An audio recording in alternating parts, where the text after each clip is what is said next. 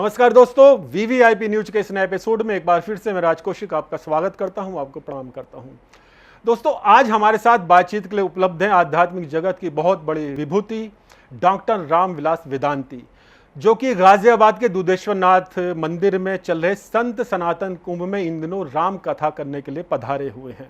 मैं आपको बता दूं, आप वही वेदांती जी हैं जिन्होंने राम मंदिर के मामले में कोर्ट में बहुत ही महत्वपूर्ण गवाही दी थी और उनके बयानों के आधार पर, उनकी गवाही के आधार पर, जो कि पूरी तरह से वाल्मीकि रामायण पर आधारित थी, राम मंदिर के पक्ष में फैसला हुआ। महाराज जी, इन दिनों लोकसभा चुनाव के जो परिणाम भाजपा के लिए अनुकूल नहीं रहे, उन पर कुछ चर्चा हो रही है, कुछ कारण ढूंढने की कोशिश की जा रही है कि क्या कारण रहे। कुछ लोग कहते हैं कि कुछ संत समाज में नाराजगी थी, कुछ लोग कहते हैं कि जनता के काम नहीं हो रहे थे, कुछ लोग ये भी कहते हैं कि टिकटों का बंटवारा ठीक तरह से नहीं हुआ। तो आपका इस मामले में क्या कहना है? भाजपा से कोई व्यक्ति नाराज नहीं था जी। पशु पक्षी जीव जंतु मनुष्य साधु संत आकाश पाताल जमीन सूरज चंद्रमा सब भाजपा के पक्ष में थे। भाजपा के जिन लोगों ने उत्तर प्रदेश में लोकसभा के टिकट का सर्वे किया, उस सर्वे में ये निश्चित किया गया कि कौन कहाँ से हारेगा जी। और जो जहाँ से हारने वाला था उन सब हारने वालों को भाजपा ने टिकट दे दिया। उसी का ये परिणाम है चुनाव हारना। अयोध्या में हार के पीछे महाराज जी बहुत से कारण हो सकते हैं, लेकिन एक कारण यह भी बताया जा रहा है कि जो मंदिर निर्माण समिति के अध्यक्ष हैं नपेंद्र मिश्र, वही 1990 में अयोध्या के डीएम थे जिस समय कार सेवकों पर गोली चली थी। ऐसे व्यक्ति को मंदिर निर्माण समिति का अध्यक्ष बना दिया गया।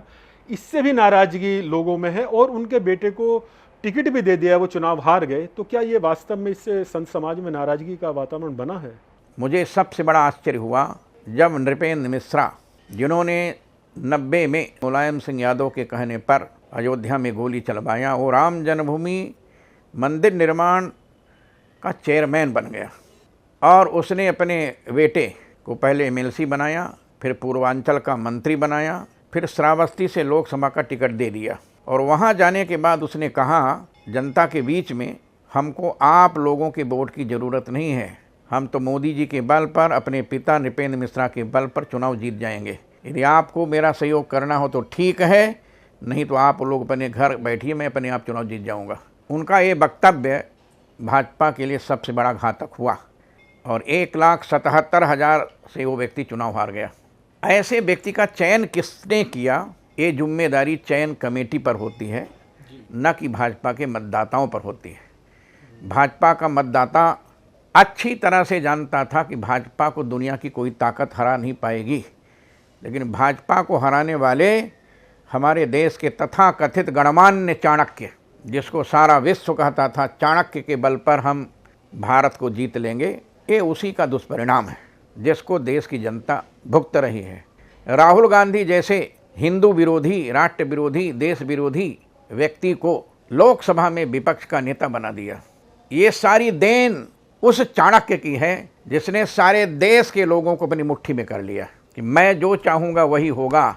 महाराज, भाजपा का जो ये स्वरूप देखने को मिल रहा है, इसके बारे में आपका क्या कहना है कि कुछ लोग जो कि बाहर से आते हैं और वो फिर पार्टी में हावी हो जाते हैं, तो ये कहा जाता है उससे जो पुराने कार्यकर्ता हैं उनमें बहुत ही निराशा का वातावरण बनता है। देश के जितने गद्दार आईएएस अधिकारी थे उनको सबको लोकसभा दे दिया, विधानसभा दे दिया, मंत्री बना दिया और उन्हीं के हाथ में जब जिला का प्रशासन रहता था जिस आईएएस अधिकारी पर, पीसीएस पर, उसी को हाथ में देश की बागडोर दे दी गई।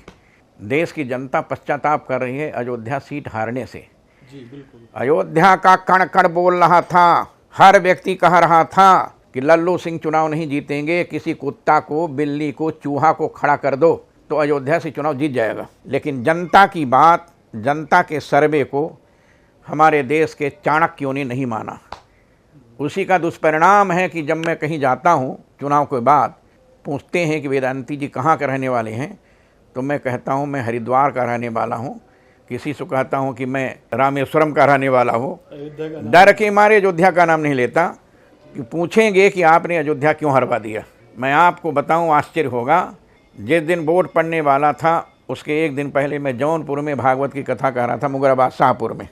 सवेरे मैं सोचा कि वोट दे करके आऊँ, कथा शाम को 5 बजे से होती थी, लेकिन अयोध्या जिले में प्रवेश नहीं करने दिया गया।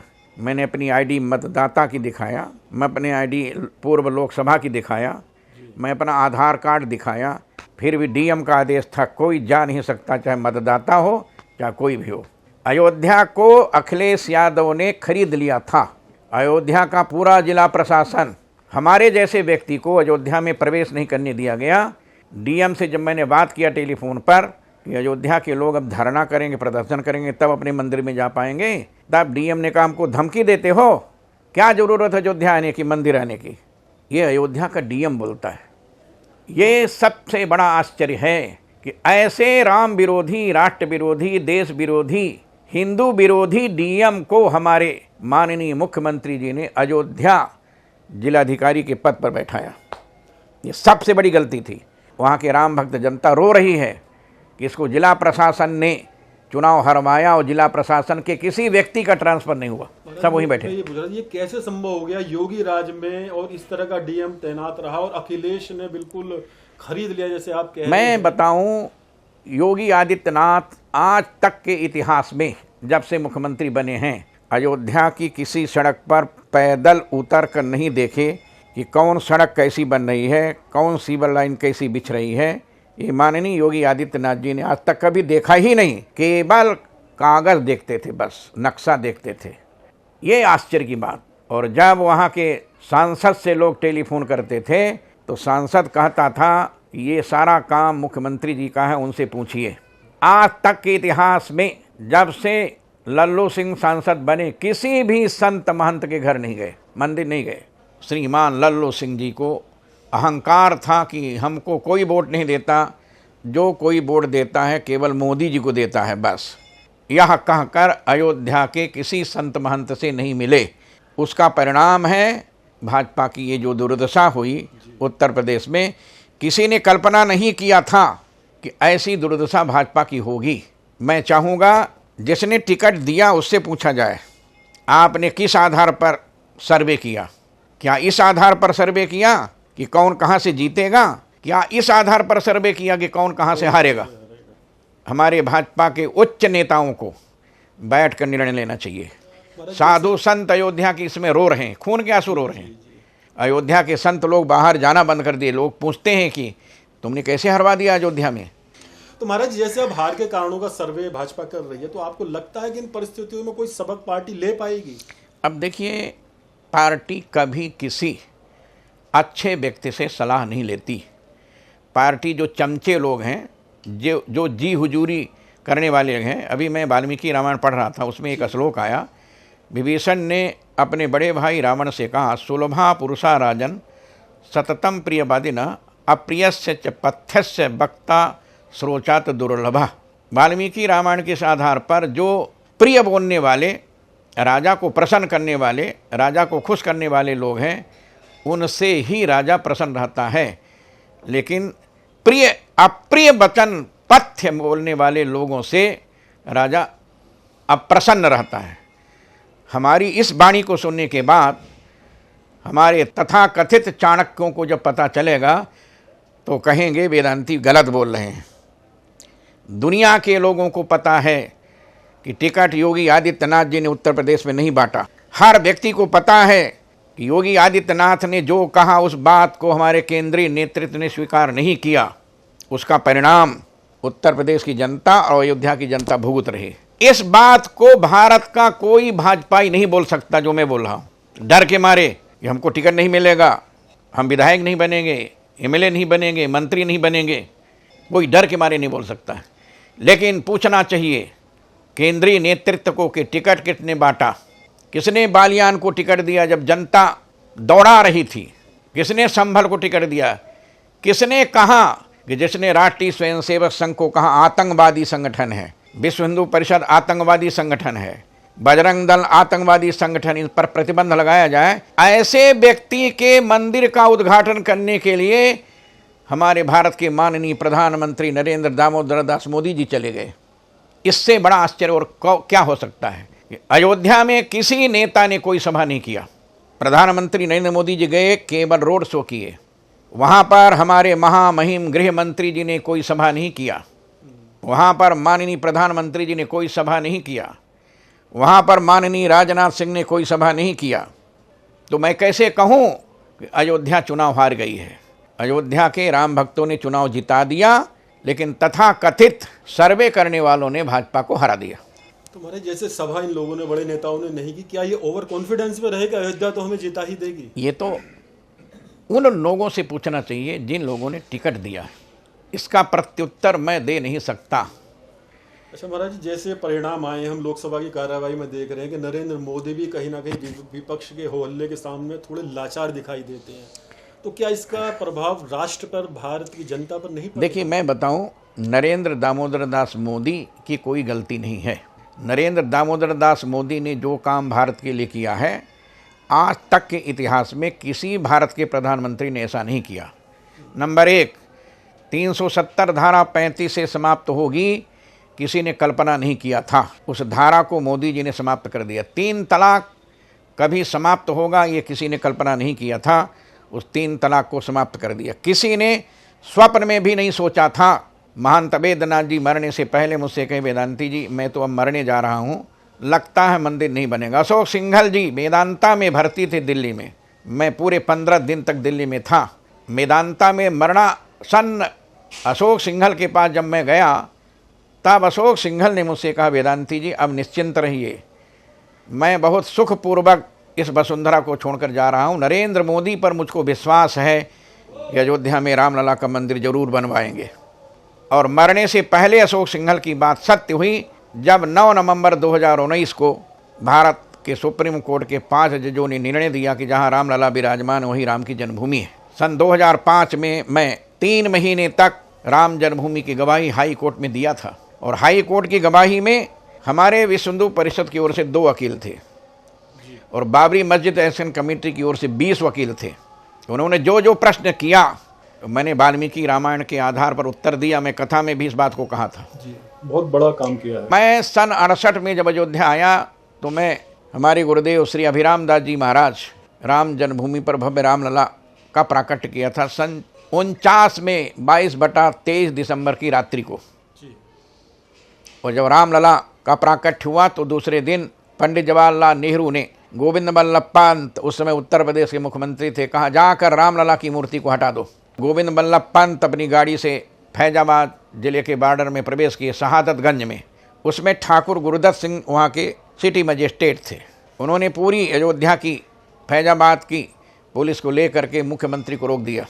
कहा आप अंदर नहीं जा सकते, यदि जाएंगे तो बहुत बड़ा खून खराबा होगा। महंत दिग्विजय नाथ जी गोरखपुर से करीब 50,000 राम भक्तों को लेकर अयोध्या नगरी को घेर लिया, इसलिए आप जाएंगे तो खून खराबा होगा, इसलिए मैं आपको अंदर जाने नहीं दूंगा। तब गोविंद बल्लभ पंत उत्तर प्रदेश के मुख्यमंत्री वापस लखनऊ लौट गए और उसके 30 दिसंबर को ठाकुर गुरुदत्त सिंह ने त्यागपत्र दे दिया कि मैं रामलला की मूर्ति को हटने नहीं दूंगा।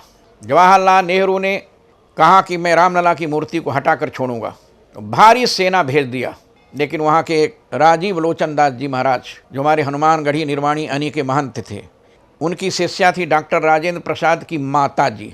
डॉक्टर राजेंद्र प्रसाद माता के पास में दिल्ली राष्ट्रपति भवन में पहुँच गए और माता जी ने सबका चरण धोया, चरणोदक लिया और महात्माओं ने कहा कि जब तक रामलला की पूजा प्रारंभ नहीं होगी तब तक हम लोग यहीं पर भूखे प्यासे मर जाएंगे। तब उनकी माता जी ने डॉक्टर राजेंद्र प्रसाद से कहा कि बेटा यदि हमको जिंदा देखना चाहते हो तो जाओ, भारत के प्रधानमंत्री से कहो, नहीं तो त्याग पत्र दे करके चले चलो गांव हमारे साथ। और इसके बाद जवाहरलाल नेहरू से जब डॉक्टर राजेंद्र प्रसाद भारत के प्रथम राष्ट्रपति ने कहा, तब विवश होकर के इन्होंने रामलला की पूजा प्रारंभ किया। जब से आज तक रामलला की पूजा चल रही है। रामलला की मूर्ति को हटाने के लिए कांग्रेस ने एड़ी से चोटी तक एक काम कर दिया था, लेकिन वहाँ के राम भक्तों ने रामलला की मूर्ति को हटने नहीं दिया। उसी का परिणाम है कि जब 9 नवंबर 2019 को सुप्रीम कोर्ट का निर्णय आया, उसके पहले सन 2005 में जब मैं हाई कोर्ट की गवाही दे रहा था तो हमसे भी जज साहब ने पूछा, वेदांती जी क्या प्रमाण है कि राम का जन्म अयोध्या में हुआ? तो हमने पूछा था किसका प्रमाण चाहिए, स्कंद पुराण का, पद्म पुराण का, श्रीमद् भागवत का, रामचरितमानस का? कहा नहीं।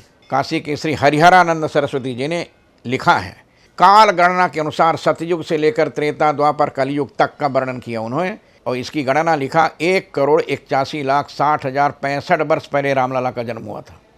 और ये मेरा प्रमाण सुप्रीम कोर्ट गया और सुप्रीम कोर्ट के जज ने कहा कि अयोध्या के एक संत वेदांती जी ने वाल्मीकि रामायण का जो प्रमाण दिया, उस प्रमाण के आधार पर सिद्ध होता है कि रामलला का जन्म त्रेता में इतना पुराना हुआ और बाबर ने मंदिर को तोड़ा 1528 में। इसलिए अत्यंत प्राचीन राम मंदिर होने के नाते और रामलला के जन्म की बात को सुनने के बाद मैं निर्णय देता हूं कि जहां रामलला विराजमान वही राम की जन्मभूमि।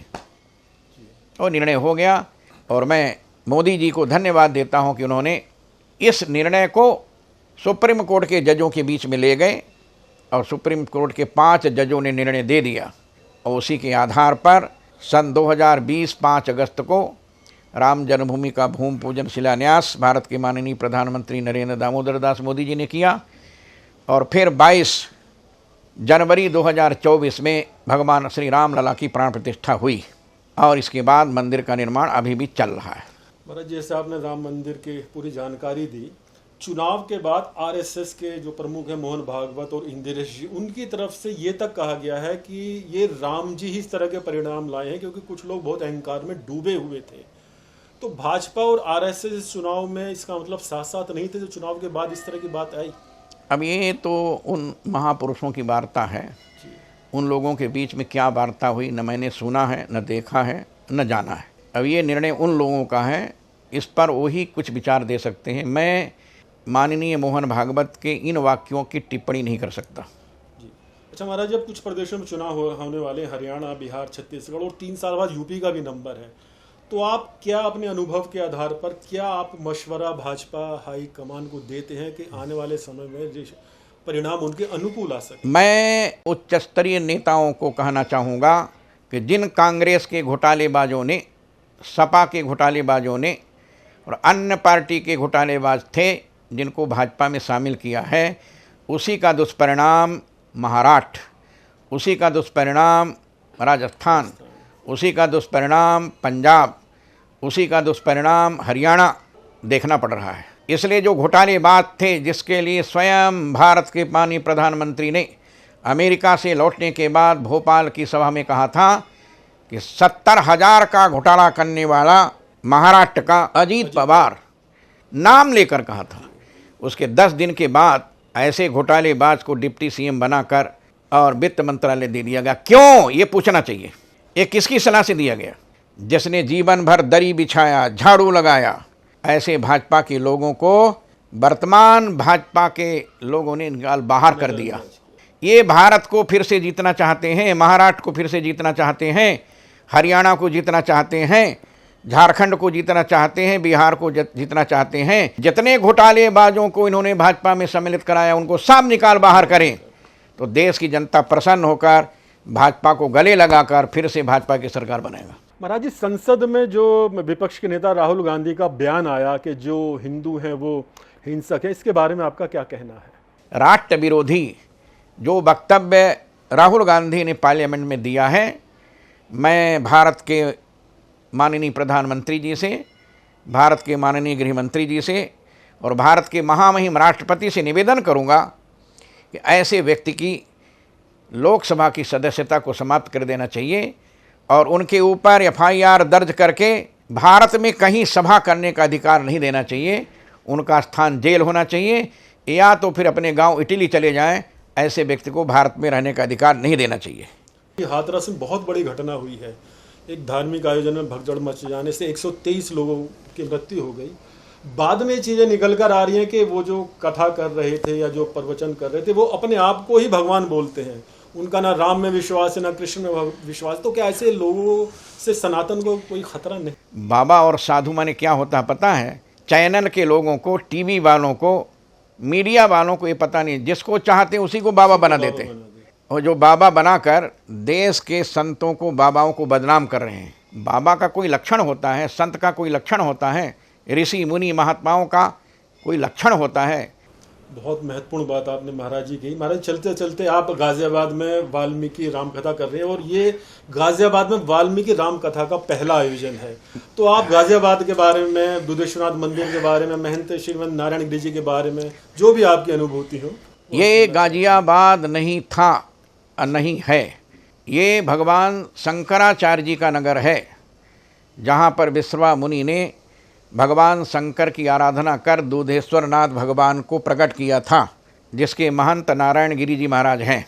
यह भूमि इस्लाम की भूमि नहीं है, यह भूमि धर्म विरोधियों की भूमि नहीं है, यह भूमि राष्ट्र विरोधियों की भूमि नहीं है, यह भूमि राष्ट्र भक्तों की है, शिव भक्तों की है, राम भक्तों की है। महाराज जी, आपने जैसे गाजियाबाद की बात की कि ये गाजियाबाद नहीं है, नारायण गिरि जी महाराज जी ने मुख्यमंत्री योगी आदित्यनाथ जी को 1 साल पहले ज्ञापन दिया था, हम भी उनके साथ थे, तो उसमें गाजियाबाद का नाम बदलने की मांग थी। तो आपकी बातों से भी कुछ ऐसा लग रहा है कि गाजियाबाद नाम ही ठीक नहीं है। गाजियाबाद नाम कभी नहीं था, न सतयुग में नाम था इसका, न त्रेता में गाजियाबाद नाम था, न कलियुग में गाजियाबाद का नाम था। ये तो पंडित जवाहरलाल नेहरू की देन है, ये तो कांग्रेसियों की देन है। इन लोगों ने आतंकवादियों को खुश करने के लिए इसका नाम गाजियाबाद कर दिया। इसका पुराना नाम शंकराचार्य नगर है। जैसे इलाहाबाद का नाम बदल दिया, जैसे फैजाबाद का नाम बदल दिया, वैसे ही गाजियाबाद का नाम बदल करके इसका नाम शंकराचार्य नगर करना चाहिए। महाराज, ये कहीं उल्लेखित है कि इस तरह का नाम पहले था या? पहले से था। भगवान शंकर की सबसे बड़ी आराधना यहाँ पर विश्रवा मुनि ने किया था, और उन्हीं की आराधना से भगवान दूधेश्वर नाथ का प्रागट्य हुआ, जहाँ के महंत हमारे नारायण गिरि जी महाराज हैं, जिन्होंने यहाँ पर भगवान शिव के मंगल में दिव्य भव्य मंदिर में संस्कृत विद्यालय की स्थापना किया।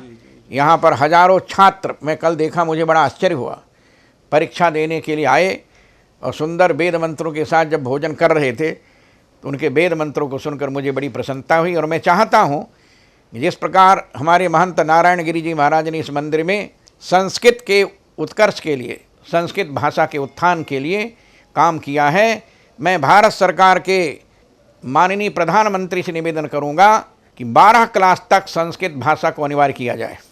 महाराज जी, मुझे याद है पूर्व मुख्यमंत्री कल्याण सिंह ने एक बार ये बात रखी थी कि संस्कृत को पाठ्यक्रम में शामिल करना चाहिए और अनिवार्य रूप से एक सब्जेक्ट संस्कृत का होना चाहिए। इस बारे में आपका क्या कहना है? उत्तर प्रदेश के मुख्यमंत्री कल्याण सिंह ने कहा था कि भारत सरकार को चाहिए कि संस्कृत भाषा को एमए तक एक पेपर अनिवार्य कर दिया जाए, और जब एक पेपर अनिवार्य होगा तो सब लोग संस्कृत पढ़ेंगे। ये संस्कृत सबकी भाषा है और सबको संस्कृत पढ़ना चाहिए। भारत का गीध भी संस्कृत जानता था। बिंदो नाम मुहूर्तोत्सव मैं बताऊंगा, जब सीता का अपहरण हुआ तो भगवान राम से गिधराज जटायु ने कहा, प्रभु जिस मुहूर्त में रावण ने सीता का अपहरण किया वो बिंद नामक मुहूर्त है, उस मुहूर्त में जिस वस्तु की चोरी होती है वो वस्तु जल्दी मिल जाती है, इसलिए आप चिंता मत करें, सीता की प्राप्ति जल्दी हो जाएगी। भारत का एक गीत ऐसा बोल रहा है। इसका मतलब उस समय पशु पक्षी जीव जंतु भी संस्कृत भाषा में वार्ता करते थे।